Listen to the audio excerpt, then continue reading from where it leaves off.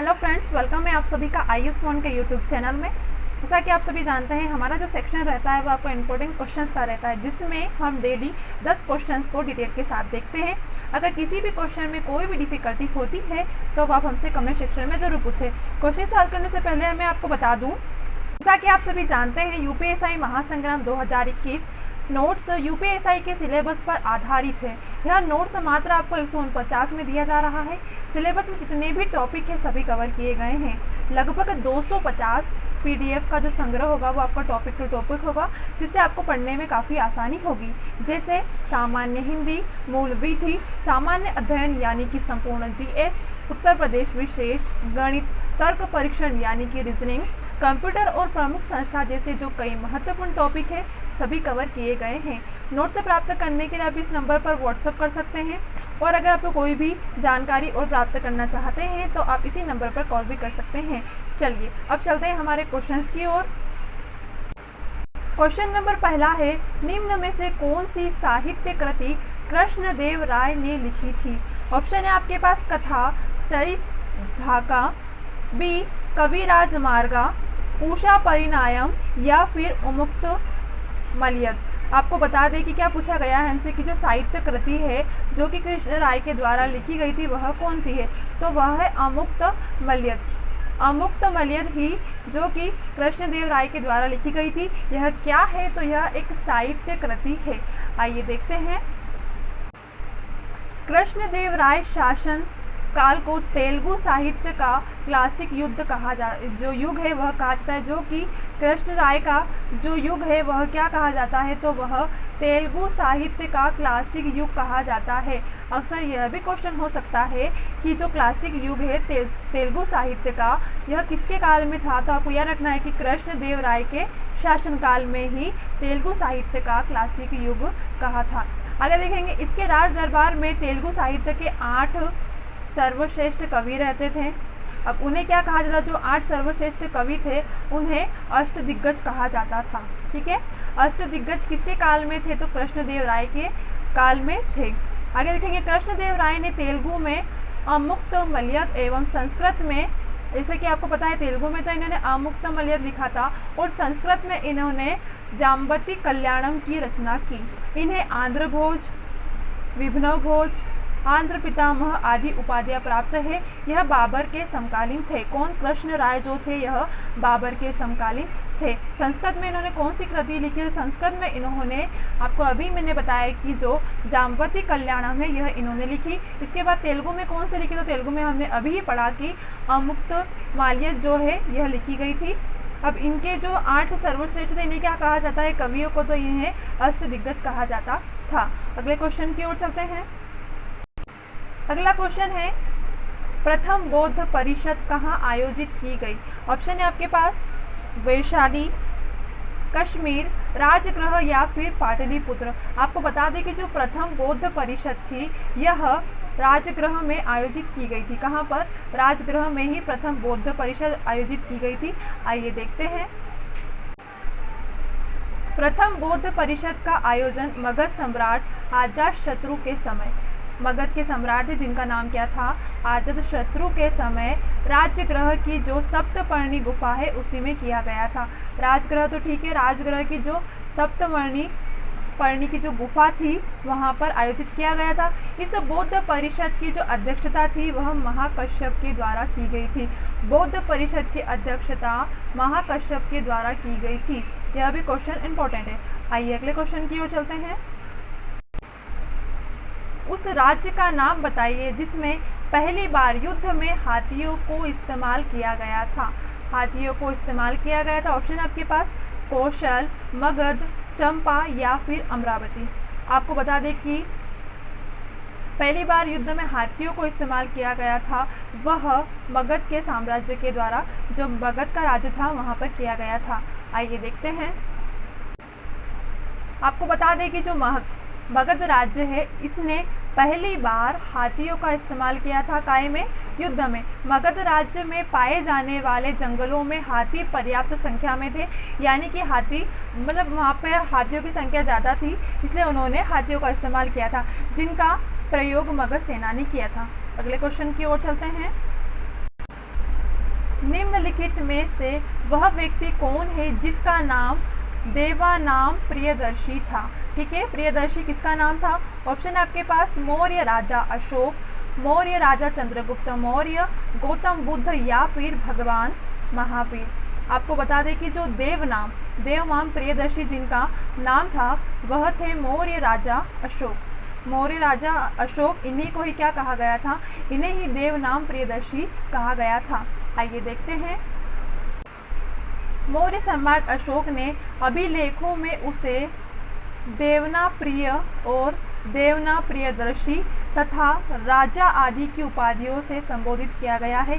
किसे? मौर्य सम्राट अशोक को। क्या क्या? तो देखो, एक तो हो गया है देवनाम प्रिय, दूसरा हो गया देवनाम प्रियदर्शी और तीसरा राजा। ठीक है, ये उपाधियां से संबोधित किया है। मस्की, गुर्जरा, निट्टूर तथा उदयगोलम लेखों में उनका नाम अशोक मिलता है। ये 3 चीज़ें हैं, 4 चीज़ें जिनमें इनका नाम क्या मिलता है? अशोक मिलता है। तथा पुराणों में इन्हें अशोकवर्धन कहा गया है। किसे? मौर्य सम्राट अशोक को। अगले क्वेश्चन की ओर चलते हैं। अगला क्वेश्चन है, बौद्ध धर्म का संरक्षण कुषाण शासक कौन था? ठीक है, कुषाण शासक कौन था? किस समय? बौद्ध धर्म के संरक्षक के समय। ऑप्शन आपके पास कौटिल्य, अशोक, विक्रमादित्य ने 58 ईस्वी पूर्व में या फिर कनिष्क में। आपको बता दें कि जो बौद्ध धर्म संरक्षण के कुषाण शासक थे वह कनिष्क थे। इंपॉर्टेंट प्रश्न है यह वाला, अक्सर क्वेश्चन इससे आ जाता है कि जो कुषाण शासक कौन था, तो आपको याद रखना है कि कनिष्क कहाँ के थे, तो यह बौद्ध धर्म के संरक्षक थे। आइए देखते हैं। जैसा कि आप सभी जानते हैं, बौद्ध धर्म का संरक्षक कुषाण शासक कनिष्क था। उसके शासनकाल में कश्मीर के कुंडल वन नामक स्थान पर चतुर्थ बौद्ध संगीत आयोजन किया गया था। जो कश्मीर का कुंडल वन था वहाँ पर बौद्ध जो कि कनिष्क थे, इन्होंने चतुर्थ बौद्ध संगीत का आयोजन किया था, जिसकी अध्यक्षता प्रसिद्ध बौद्ध विद्वान वसुमित्र ने की थी तथा अश्वघोष इसके उपाध्यक्ष बन गए। कनिष्क के समय बौद्ध 2 संप्रदायों में बांटा गया था। इम्पोर्टेंट है कि कनिष्क के समय बौद्ध को कितने संप्रदायों में बांटा गया था? तो कनिष्क के समय बौद्ध धर्म को 2 संप्रदाय में बांटा गया था। अब वह 2 संप्रदाय कौन से थे? वह थे हीनयान तथा महायान। इम्पोर्टेंट है हीनयान और महायान। ठीक है, कनिष्क के जो 2 संप्रदाय थे वह कौन से थे? तो वह थे हीनयान तथा महायान। इसके साथ साथ बौद्ध धर्म के संरक्षण कुषाण शासक कौन थे? तो कनिष्क थे। अगले क्वेश्चन की ओर चलते हैं। एलोरा में कैलाशनाथ मंदिर का निर्माण किसने किया? ऑप्शन है आपके पास राजेंद्र प्रथम, महेंद्र वर्मन, कृष्ण प्रथम या फिर गोविंद। आपको बता दें कि जो एलोरा में जो कैलाशनाथ मंदिर है इसका निर्माण कृष्ण प्रथम के द्वारा किया गया था। आइए देखते हैं। आप सभी जानते हैं एलोरा जो है वह कहाँ पर है? महाराष्ट्र में है। एलोरा में जो कैलाशनाथ मंदिर है, अब देखो इसका जो निर्माण है वह राष्ट्रकूट नरेश कृष्ण प्रथम ने किया था। यह मंदिर जो है बेसर शैली में निर्मित है।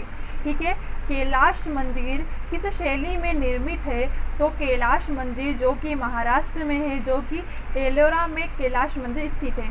ठीक है, जो कि कृष्णकूट नरेश के द्वारा प्रथम जो राष्ट्रकूट नरेश कृष्ण प्रथम ने किया था इसका निर्माण, जो कि बेसर शैली में निर्मित है।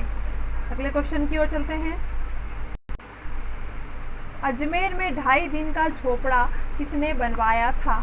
अधिकतर बच्चों को इसका क्वेश्चन पता होगा। आइए देखते हैं। कुतुबुद्दीन ऐबक ने, अलाउद्दीन खिलजी ने, बलबन ने या फिर मोहम्मद बिन तुगलक ने। आप सभी को पता होगा कि जो अजमेर में 2.5 अक्षर का झोपड़ा है यह कुतुबुद्दीन ऐबक ने बनवाया था। आइए देखते हैं। अजमेर में अढ़ाई या 2.5 दिन का झोपड़ा नामक एक ये मस्जिद है, आपको पता होना चाहिए, कुतुबुद्दीन ऐबक ने बनवाया था। यह संस्कृत विद्यालय के स्थान पर बनाया गया था, यानी कि वहाँ पर संस्कृत विद्यालय है उसके स्थान पर इसे बनाया गया था। किसे? अजमेर में 2.5 दिन का झोपड़ा।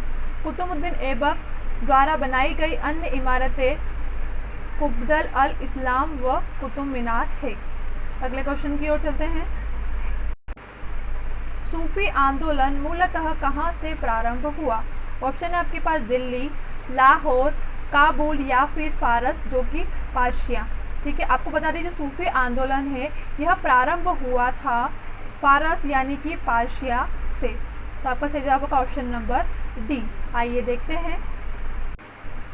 10वीं शताब्दी के बाद परंपरागत रूढ़िवादी जो कि प्रवृत्तियों का अंकुश लगाने के लिए इस्लाम धर्म का जो रहस्यवादी आंदोलन है सूफी आंदोलन के नाम से प्रसिद्ध हुआ। क्या हुआ था कि जो रूढ़िवादी और जो प्रवृत्तियां हैं इनका अंकुश लगने पर, ठीक है, मतलब अत्यधिक बढ़ने पर क्या हुआ था, इस्लाम धर्म का जो रहस्यवादी आंदोलन है इसे ही क्या कहा, इसे ही सूफी आंदोलन के नाम से प्रसिद्ध है। इस आंदोलन का जो सूत्रपात है वह फारस यानी कि पारसियों में हुआ था, जिसे वर्तमान में ईरान कहा जाता है। वर्तमान में ईरान है जिसे ही फारस और पर्शियों कहा जाता था। अगले क्वेश्चन की ओर चलते हैं।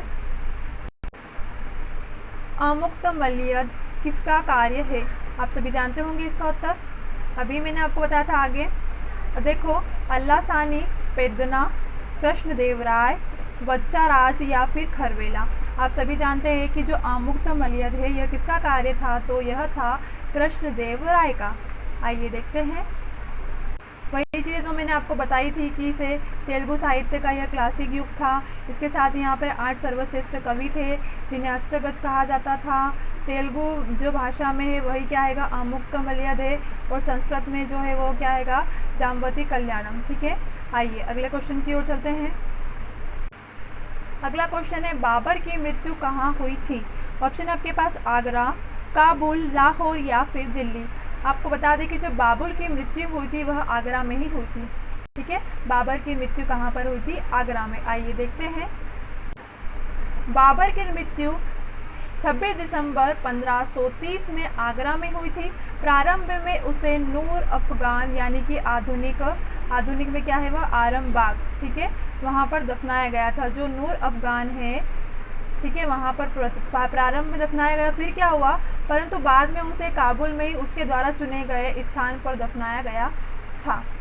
अगले क्वेश्चन की ओर चलते हैं।